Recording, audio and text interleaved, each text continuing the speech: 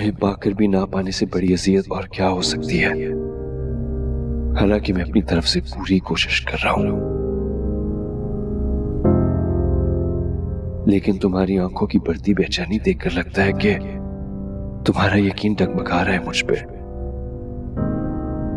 और इन हालात में तुम कभी ये एतबार नहीं कर सकोगी कि मैं सिर्फ तुमसे प्यार करता हूं। और रानिया,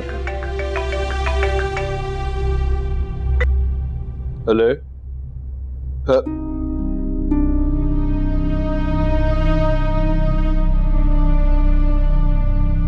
ये लीजिए इस वक्त क्यों कॉल कर रही है?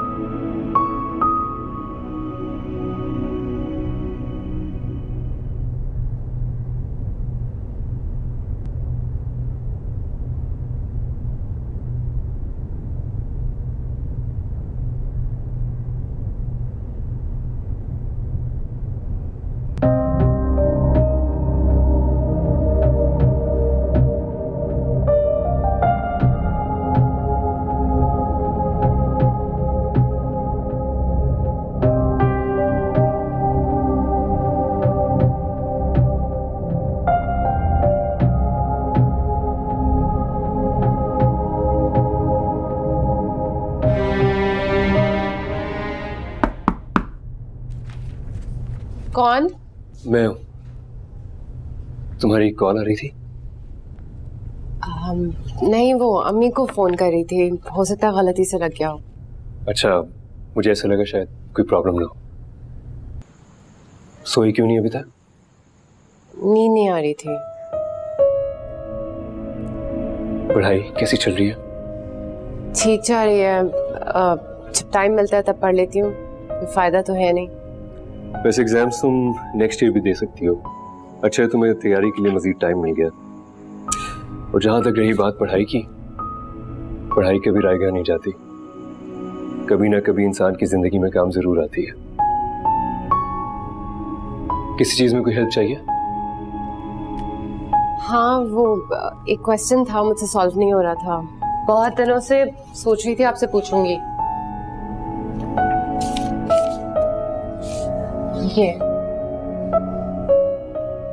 ये वाला, हालांकि मैंने तुम्हें पहले भी बताया, बहुत सिंपल है।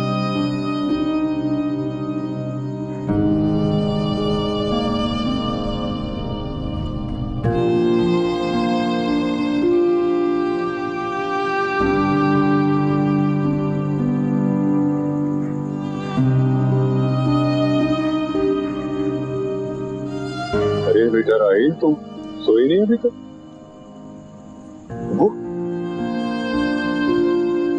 अब नींद नहीं आ रही थी मुझे बस।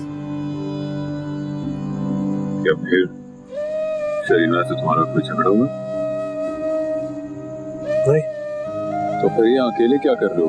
सारा दिन के थके हुए जाके आराम करो।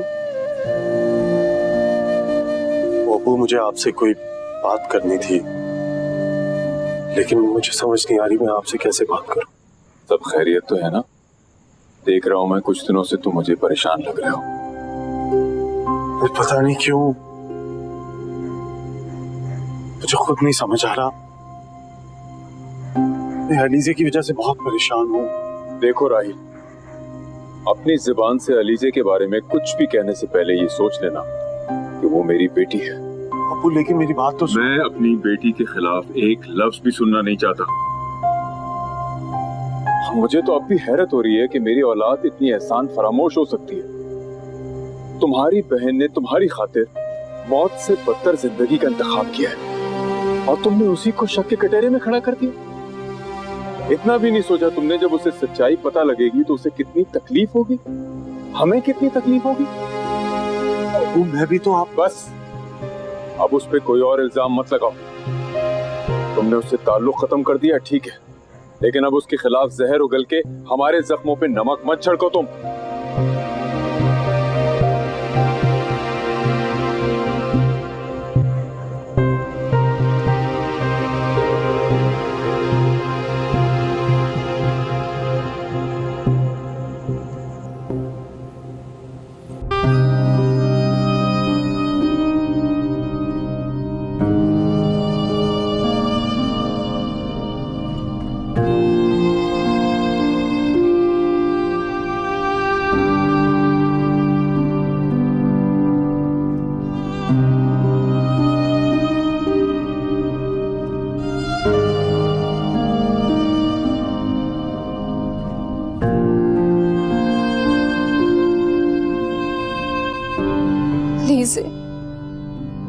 इसे मेरी बच्ची कहाँ हो तुम? कहाँ हो मेरी बच्ची? अब तो बहुत दिन गुजर गए तुम्हारी आवाज तक नहीं सुनी। कम से कम अपनी माँ को एक बार अपनी खैरियत ही बता दो। मुझे तो सोच सोच कर हौल उठ रहे कि पता नहीं तुम किस हाल में हो।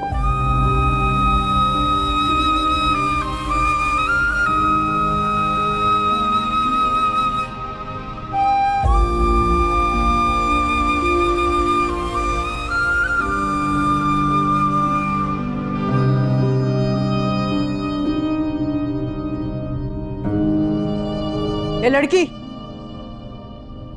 हैरत हो तुम, इतनी कमजोर हो तुम। पहले बहाने बहाने से तबरेज के कमरे में चक्कर लगाया करती थी और अब उसे अपने कमरे में बुलाना शुरू कर दिया। मैंने उन्हें नहीं बुलाया था। अच्छा, तो क्या करने आया था वो आधी रात को तुम्हारे कमरे में? और तुम क्या समझती हो कि मुझे खबर नहीं होगी? हद है बेशर्मी की भी। शक्ल से जितनी मासूम दिखाई देती हो ना, उतनी हो नहीं। और जो अदाएं दिखाकर तुमने शामिर को फंसाया था ना, अब वही अदाएं तुम तबरेज पे आजमाना चाह रही हो। अरे मैं तो कोसती हूँ उस घड़ी को, मनहूस घड़ी को, जब मैं तुम्हें इस घर में लेकर आई थी।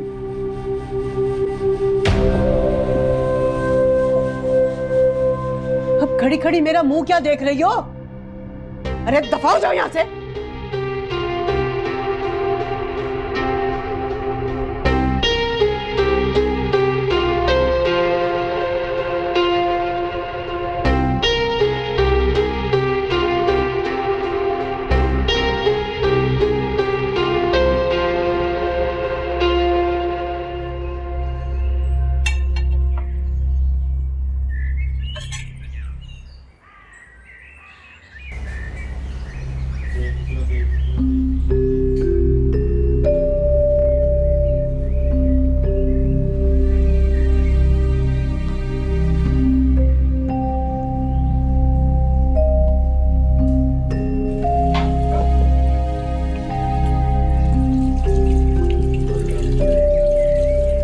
तो पढ़ाई के बहाने तबरेज की तवज्जो हासिल की जा रही है।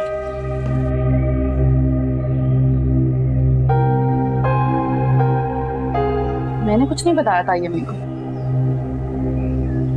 वो तो उन्होंने खुद तबरेज को तुम्हारे कमरे से निकलते हुए देखा। उन्हें ये सब पता लगा ना कि तुम्हारी किताबों को आग लगा देंगी।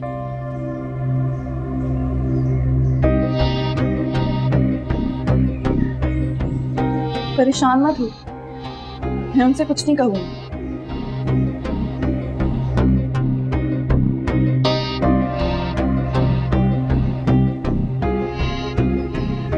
वैसे क्या पढ़ा रहा था? आधी रात तक? वो मुझे ग्रेजुएशन की तैयारी करा रहे थे। ग्रेजुएशन? उस वक्त मेरे एग्जाम्स हो रहे थे और तब्रेज़ सर चाहते हैं कि मैं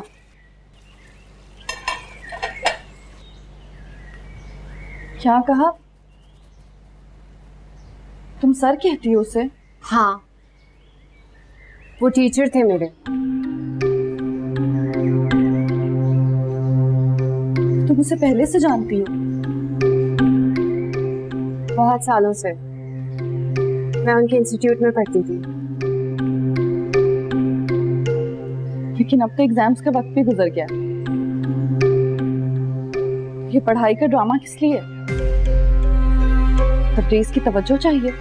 वो चाहते हैं कि मैं एग्जाम्स दे दूं। इससे क्या हो जाएगा? पढ़कर कौन सा पहाड़ सर कर लोगी तुम? तालीम इसलिए हासिल नहीं की जाती कि इंसान पहाड़ सर कर ले। तालीम तो शऊर के लिए हासिल की जाती है। इंसान का वक्त हमेशा एक जैसा नहीं रहता, लेकिन अगर इंसान तालीम याफ्ता हो तो वो हर किस्म के वक्त का मुकाबला कर सकता है। और फिर पैसे का क्या है, उसे तो कोई भी चोरी कर सकता है। लेकिन अगर इंसान पढ़ा लिखा हो तो उसके अंदर बुरे वक्त का सामना करने की हिम्मत होती है। बस इसीलिए तालीम हासिल कर रही हूँ, और कोई वजह नहीं है। ना ही किसी की तवज्जो चाहिए, ना ही किसी का ध्यान।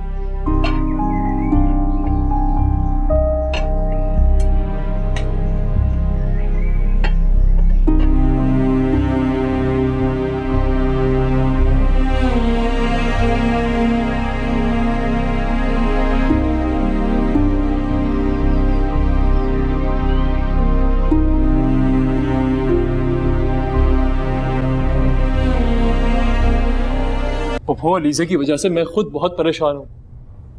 उसको मैंने मैसेजेस किए हैं लेकिन जवाब ही नहीं आया। उसे नंबर भी ऑफ जा रहा है उसका।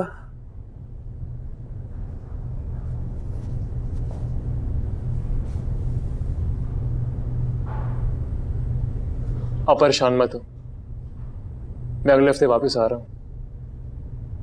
अलीज़ा को आपसे मिलवाना मेरी जिम्मेदारी है। बस आप परेशान मत हो, अपना ख्याल रखें। बेटा, अल्लाह तुम्हें खुश रखे। तुम्हारी तसल्ली ने मेरी खोई हुई उम्मीद वापस लुटा दी।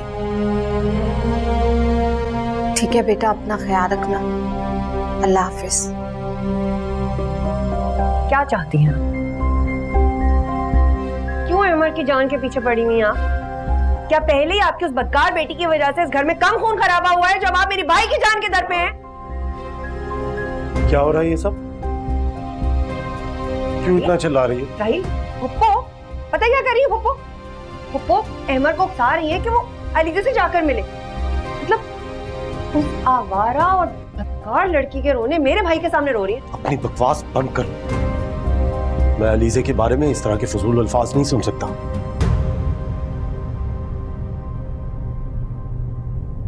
राहिल, क्या आप कह रहे हैं?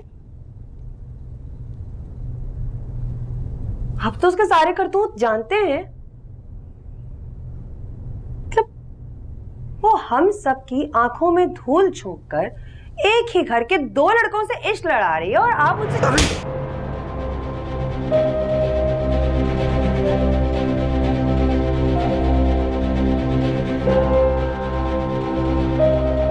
आज तुमने हिम्मत कर ली है, दोबारा ऐसी कोशिश भी ना करना।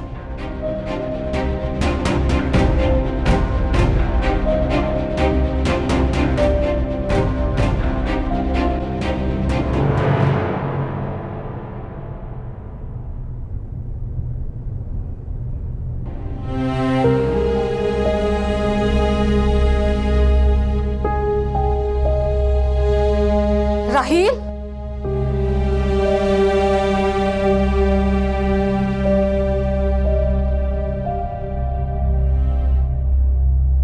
राहिल ने मुझ पर हाथ उठाया, वो भी उस बदकार अलीज़े की वजह से, जिसकी बदौलत मैं इस दुख से गुजर रही हूँ। आज उसी के लिए उन्होंने मुझ पर। मैं यहाँ नहीं रहूं, इतनी बेइज्जती के बाद तो किसी सूरत नहीं रहूंगी मैं यहाँ।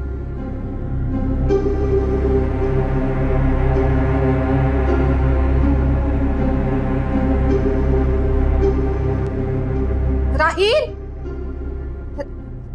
राहील तुमने अच्छा नहीं किया। तुम्हें शहरीना पे हाथ नहीं उठाना चाहिए था। अम्मी आप ही के सामने तो ये उल्टी सीधी बकवास किए जा रही थी, ये जानते हुए कि ये बातें मुझे कितनी तकलीफ देती हैं, उसके बावजूद। लेकिन फिर भी मर्द को जेब नहीं देता वो औरत पे हाथ उठाए, और वो भी अपनी बीवी पे। शहरीना, शहरीना बेटा मेरी बात, बेटा कहाँ जा रही हो तुम? अपने घर जा रही हूँ। नहीं बेटा, ये तुम्हारा घर है। मैं मानती हूँ उसने गलत किया, वो गुस्से में था। देखो मैं माफी मांगती हूँ उसकी तरफ से। नहीं भूपो, अब आप हाथ जोड़े या पैर पकड़े, इस जिल्लत के बाद तो मैं इस घर में नहीं रह सकती। मैं जा रही हूँ। बेटा नहीं, औरत को भेज दे इसे। हाँ, जा रही हूँ मैं। बेटा रुको, बेटा मेरी बात सुनो। तुम्हारा दिमाग खराब है, मैं उसे रोक रही हूँ और तुम बात बिगाड़ रहे हो। चलो माफी मांगो इससे। बेटा रुको, माफी मांगो, मैं बोल रही हूँ। अरे क्या हो रहा है इस सब? और बेटा तुम ये सामान लेके कहाँ जा रही हो? पता नहीं, क्या आप अपने बेटे से पूछे। राहील क्या कहा है तुमने शरीना से? कल तक जिस बहन पर खुद इल्जाम लगा रहे थे, आज उसकी खातिर उन्होंने, वो बचाने इन्होंने मुझ पर हाथ उठाया, थप्पड़ मारा इन्होंने मुझ पर। राहील क्या ये ठीक कह रही? और आलिया तुमने भी रोका नहीं इसे? मैंने रोका। अपनी बीवी पे हाथ उठा के तुम अपनी मर्दानगी दिखाना चाहते हो? शर्म आनी चाहिए तुम। अबू मैंने कुछ भी जानबूझ के नहीं कहा, इसकी बातों ने मुझे मजबूर किया था। हाथ उठाना कोई मजबूरी नहीं होती। हाँ, तरबियत की कमी है शायद। हालांकि हमने तुम्हारी ऐसी तरबियत नहीं की, इसके बावजूद भी हर बार तुम्हारी वजह से मेरा सर नदामत से झुक रहा है। चलो माफी मांगो अपनी बीवी से, माफी मांगो। याद रखो, अगर शरीना गई इस घर से तो तुम भी यहां नहीं रहोगे।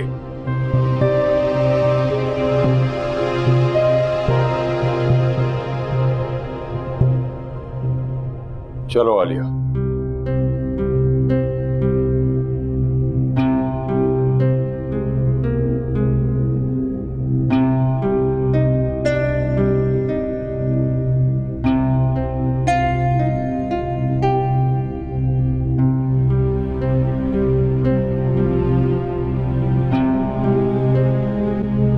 मुझे माफ कर दो,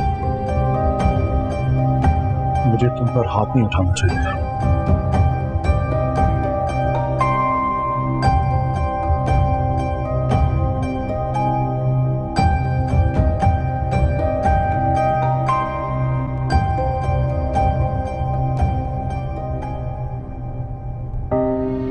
अगर इंसान तालीम याफ्ता हो तो वो हर किस्म के वक्त का मुकाबला कर सकता है। और फिर पैसे का क्या है, उसे तो कोई भी चोरी कर सकता है। रानिया, ये देखो मैं तुम्हारे लिए क्या लाया हूं। क्या लाए हो? खुद ही देख लो। ये नोट्स। हाँ तो इनसे तुम्हारे एग्जाम से बहुत अच्छी हेल्प हो जाएगी। मैं तो ऐसे एक्साइटेड हो रही थी जैसे कोई गिफ्ट लेकर आए हो। तुम्हारे एग्जाम्स होने वाले हैं और तुम्हें गिफ्ट्स की पड़ी हुई है। हाँ तो ये कि मैं अच्छे तरीके से जानता हूँ तुम्हारे एग्जाम्स की बिल्कुल भी तैयारी नहीं है। ये देखो जरा, यूं हर वक्त इधर उधर बैठी रहती हो, टाइम जाया करती रहती। मेरा वक्त है, जितना मर्जी जाया करूं।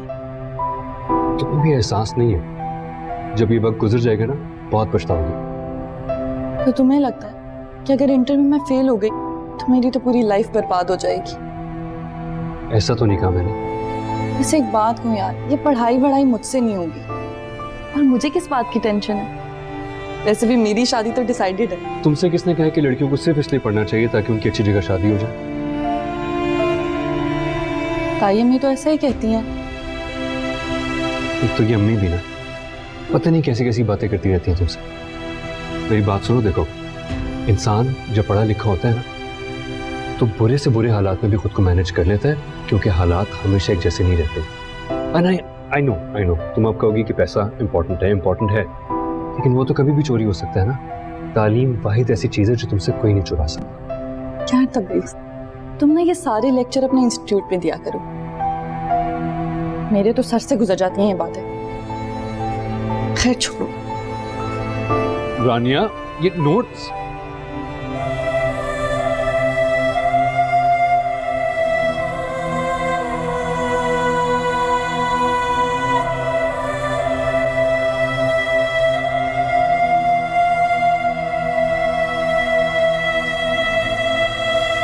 किस किस्म की बेहुदा औलाद है ये, जिसे मेरा जरा भी एहसास नहीं है। मैं हर तरफ से जोर लगा चुकी हूँ। रानिया से भी कहा था मैंने कि तबरेज से बात कर ले, लेकिन तबरेज वो तो किसी की बात सुनने को तैयार ही नहीं है। रानिया बता रही थी कि उसने साफ इनकार कर दिया है। जानती है इसका अंजाम क्या निकलेगा? या मैं सलाखों के पीछे होऊंगा या तबरेज, और यह भी हो सकता है कि सारी जायदाद वापस करनी पड़े। अपनी तरफ से सारी कोशिश तो करके देख ली मैंने, सब कुछ आपके सामने है, अब और क्या कर सकती हूँ मैं? आप ऐसा कीजिए ना, अकबर भाई से कहिए वो इस मसले का कोई हल निकाले। आप उनको समझाएं कि उस लड़की के घर वालों से बात करें ना, शायद कुछ हो जाए।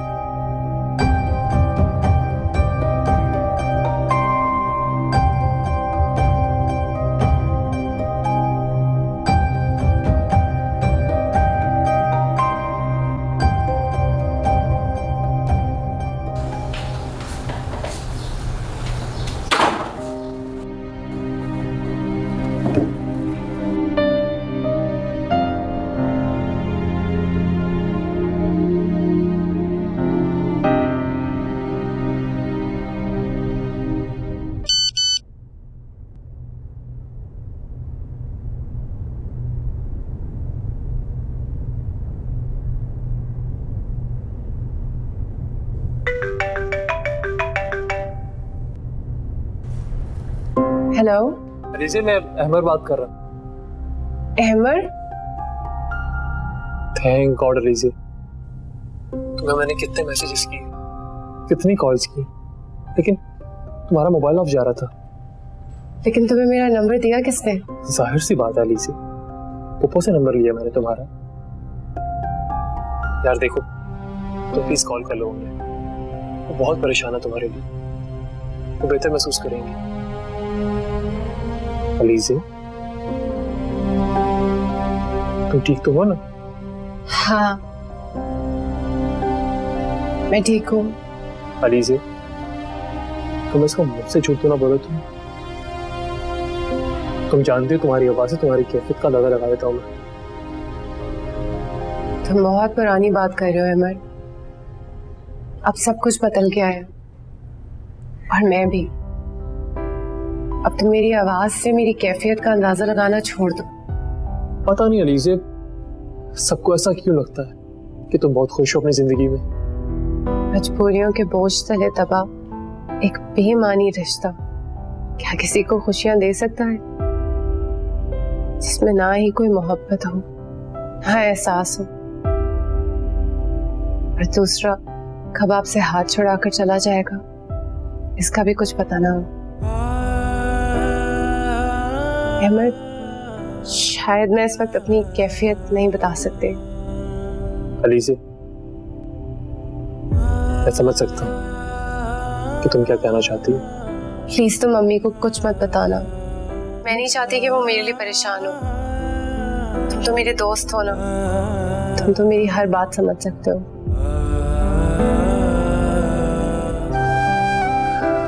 अलीज़े, प्लीज मेरी बात मान।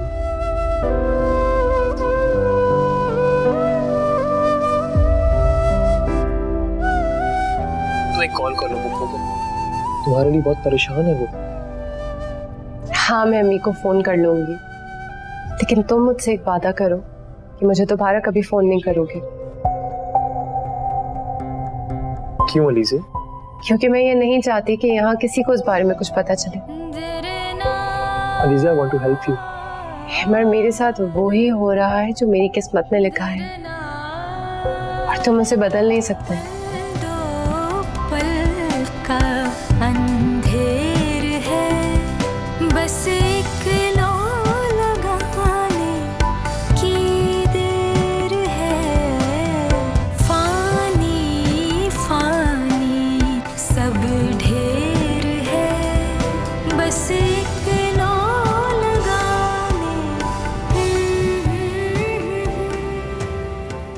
समझाया था आपको मैंने, आपने मेरी बात ही नहीं मानी, ध्यान ही नहीं दिया नतीजा देखने आप। मोहसिन साहब, मैं इस केस की पैरवी बिल्कुल भी नहीं करूंगा, बिल्कुल भी नहीं। तुम क्या बच्चों की तरह बिगड़ रहे हो? अक्ल करो कुछ। अब तबरेज नहीं मान रहा, वो बिदक गया है। शगुफ्ता ने उससे बात की है, वो कह रहा है मैं उस लड़की को किसी सूरत तलाक नहीं दूंगा। जानता था, मैं जानता था कि तबरेज नहीं देगा तलाक। सोचते हैं आप कुछ? जो कुछ सोचना है जल्दी सोचो।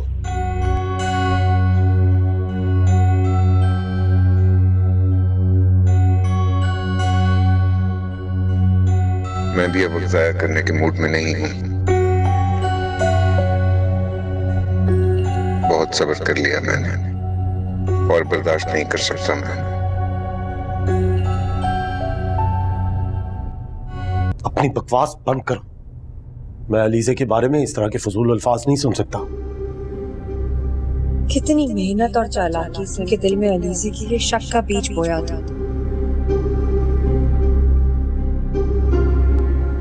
मुझे तो लगता है फूफो ने राहिल पर भी जादू करवा दिया है। कुछ भी करके मुझे राहिल का ध्यान अपनी तरफ मोड़ना होगा, लेकिन कैसे? क्या करूं मैं?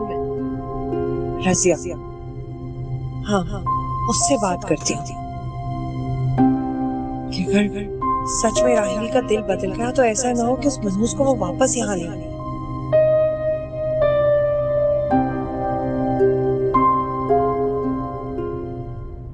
फोन आया था उसका। क्या बात हुई? क्या बात होती, अपने बारे में तो कुछ बताती, बस हमारे बारे में पूछती रहती। अब्बू कैसे हैं, भाई कैसे? अपनी हर बात छुपा लेती है, सोचती है कि मैं परेशान हो चुकी। इसे क्या पता, उसके बिना कहे मैं उसका हर दर्द समझ लेती।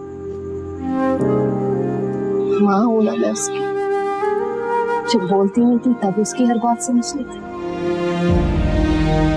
अब अगर वो अपने दर्द के बारे में नहीं बताएगी तो क्या मुझे पता नहीं चलेगा?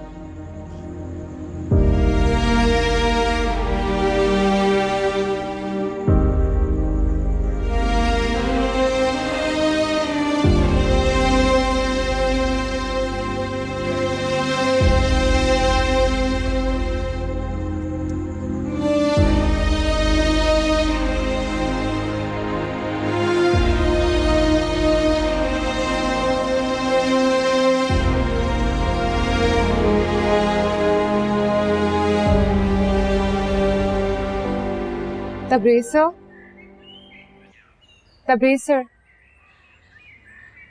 क्या हुआ लीजिए? एक सवाल समझ नहीं आ रहा था, मैंने सोचा आपसे पूछ लूं। लाओ क्या सवाल है?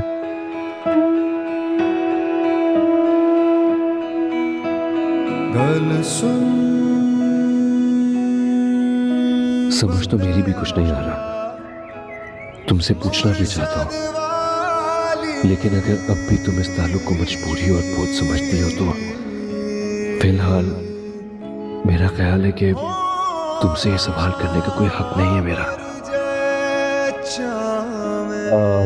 I'll tell you. जिसे यार ना मिले उसे रब ना मिले, शब गम के सिवा कोई शब ना मिले, ना मिले ना मिले ना मिले ना मिले, जिसे यार ना मिले उसे रब ना मिले, ना मिले ना मिले ना मिले ना मिले, जिसे यार ना मिले उसे रब ना मिले। Thank you.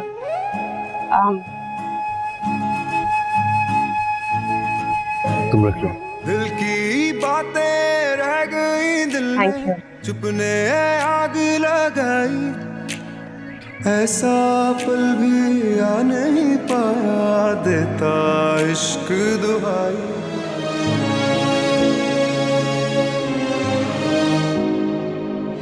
अरे अहमद, तुम सच कह रहे हो? हाँ हाँ, मैं वाकई भूल गई थी कि अगले हफ्ते तुम्हारी पासिंग आउट। अल्लाह का लाख लाख शुक्र है, मेरा ये इंतजार भी खत्म हुआ। अच्छा, अब तुम साथ खैरियत के साथ ना वापस घर आ जाओ। हाँ हाँ, मैं आना चाहती हूँ। आखिर तुम्हारी जिंदगी का इतना बड़ा दिन जो है। लेकिन बेटा, मैं तुम्हें 1-2 दिन में बताती हूँ, ठीक है? अपना बहुत ख्याल रखना। अल्लाह हाफिज।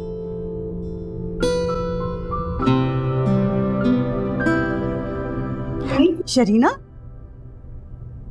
शरीना बेटा, क्या हुआ? सब ठीक तो है ना? तुम रो क्यों रही हो? राहिल से लड़ाई हुई है क्या? हाथ उठाए राहिल ने मुझे। हाथ उठाए? शरीना,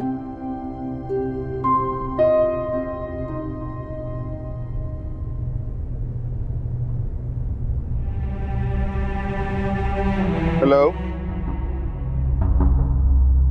मोहसिन साहब, मैंने आपके मसले का हल सोच लिया है। सिर्फ सोचो ना, बताओ क्या हाल है?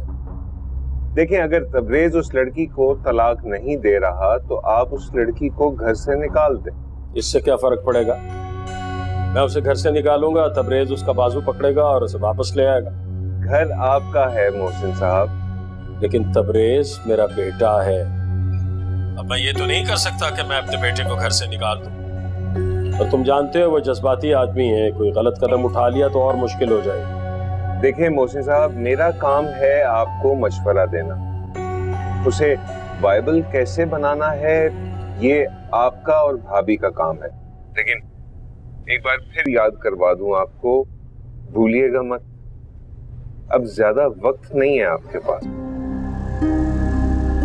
ये अकबर के दिमाग को भी ना अब जंग लग गया। वकालत छोड़ देनी चाहिए, इसके पास कोई ढंग का मशवरा नहीं। यानी कमाल की बात, मैं इस चक्कर में अपना दूसरा बेटा गंवा दूं। वाह!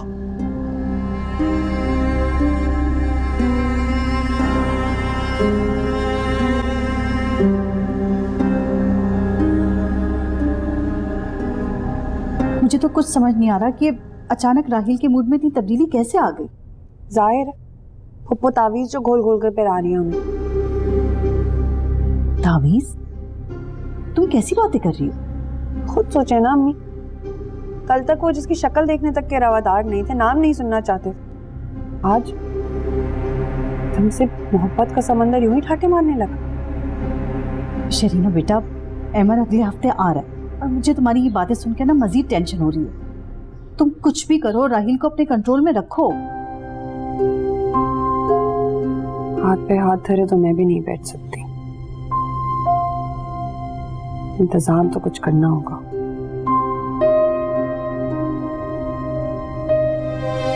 वो अमीन, आज रज़िया आई है? सफाई कर रही है। कहाँ है?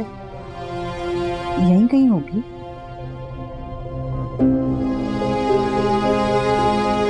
मैं भी आती हूँ। शरीना, इसने तो मुझे वाकई फिक्र में डाल के रख दिया। अहमद आ जाए अगले हफ्ते, अब इसकी मंगनी नहीं, डायरेक्ट शादी करवाऊंगी। रज़िया, अरे बाजी, आप आ गई? मैं आप ही का इंतजार कर रही थी। तावीज़ लाई हो तुम? लेकर आई हूँ, आप यहीं रुके, मैं भी लेकर आती हूँ।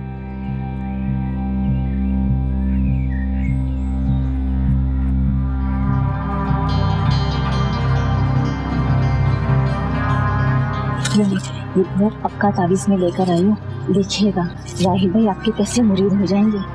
बस ये तावीज़ आप राहिल भाई के तकिए में रख लीजिएगा, और हाँ, इत्र लगाना मत भूलिएगा। इत्र लगाने से तो खुशबू से जल्दी असर होगा, और हाँ देखिएगा दिनों में दिल बदल जाएगा उनका आपके लिए। ना करे ऐसे ही। अब ये अरे नहीं बाजी, रहने दीजिए ना, अच्छा नहीं लगता। वैसे भी हाजी साहब कौन से पैसे लेते हैं इस कामों के लिए, वो तो फ्री से भी लीला करते हैं। तुम मेरी इतनी मदद करे, क्या मैं तुम्हारे लिए इतना नहीं कर सकती?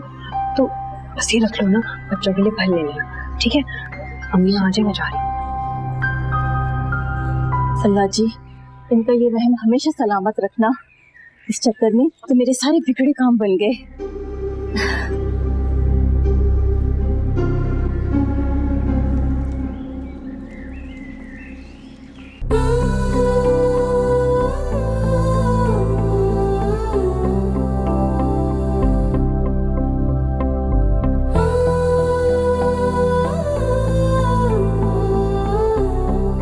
मैं भी ना यही बेमायनी बातों का मतलब ढूंढने लगती हूँ।